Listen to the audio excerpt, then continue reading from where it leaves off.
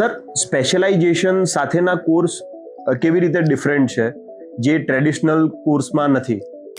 Traditional curriculum જે છે એ generalise curriculum છે, જે વર્ષોથી ચાલતી આવતું કરિક્યુલમ છે. ઇન્ડસ્ટ્રીની અંદર ચેન્જીસ બહુ ફાસ્ટ છે અને એવરી ડિકેડની જગ્યાએ હવે એવરી 5 years ઇન્ડસ્ટ્રીમાં ટેકનોલોજી ચેન્જ થાય છે. સો આ સ્પેશિયલાઇઝેશન પ્રોગ્રામ એવી રીતે ડાયનેમિકલી ડિઝાઇન થયેલા છે કે જે લેટેસ્ટ ટેકનોલોજી છે એ ઓટોમેટિકલી એની અંદર બાઇન્ડ થઈ જાય છે. So student don't have to worry કે આજે હું અહીંયા અત્યારે કરી રહ્યો છું એ આવતીકાલે મારી સાથે શું થશે.